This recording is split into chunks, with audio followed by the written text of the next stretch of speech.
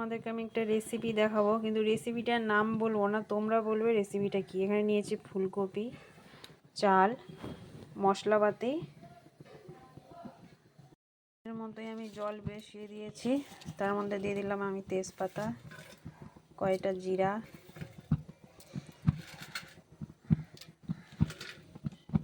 গরম মশলা,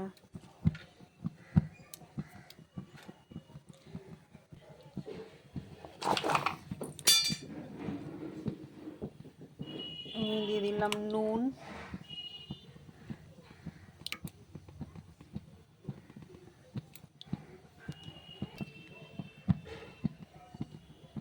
তেল। একটু কপি ভাজতে সময় লাগবে, আমি ওই আর একদিকে আমি কড়াই বসিয়ে দিলাম।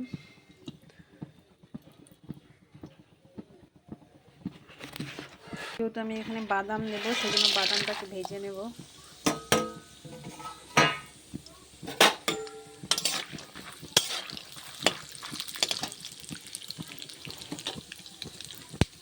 বাদামে একটু আমি 1 চিমটি লবণ দিয়ে দেব।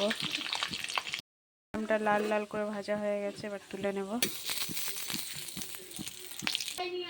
বাদাম ভাজা হয়ে গেছে, তুলে নিলাম। এবং কড়াইয়ে শুকনো লঙ্কা,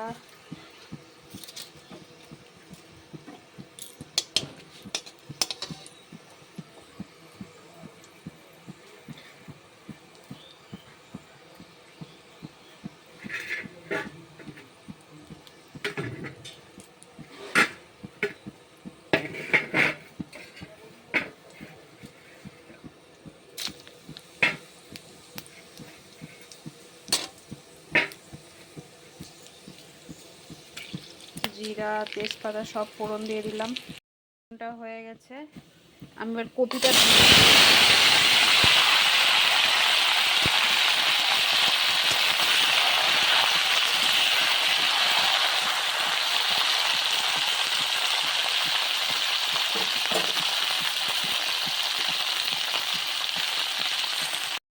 আমার ভাতটা হয়ে গেছে, নামিয়ে নিয়েছি। এখানে কপি ভাজা চলছে, এর মধ্যে আমি নুন দিয়ে দিলাম।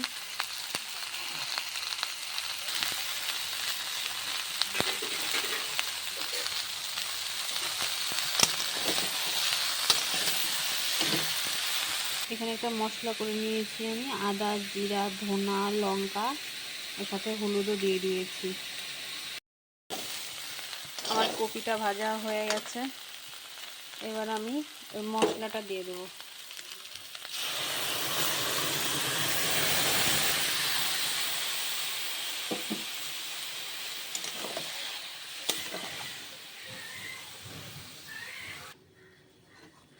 মশলাটা এখন কষাবো।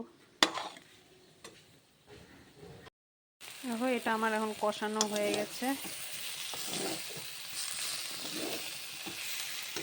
এর মধ্যে এখন আমি ভাতগুলো দিয়ে দেব।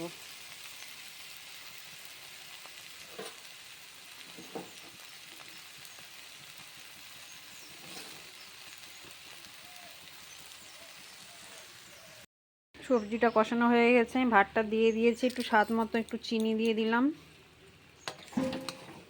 চিনিটা দিয়ে দিলাম এই জন্য, তাহলে ঘাটবো, একসাথে মিশে যাবে।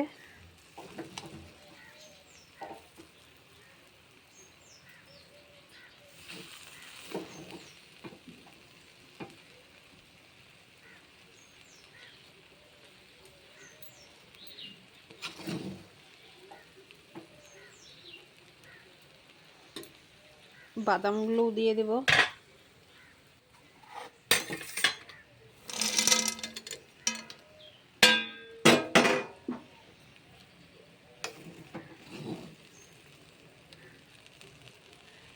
গরম মশলা ছিটিয়ে দিয়েছি, এবার ঘি দিয়ে দেব।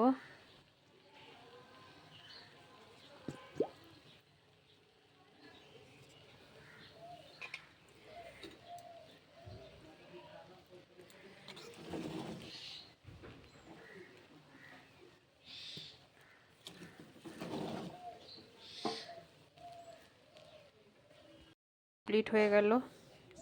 তোমরা দেখলেই সবটা কি দিলাম, কিন্তু এর কি বানালাম তোমরা আমাকে বলবে।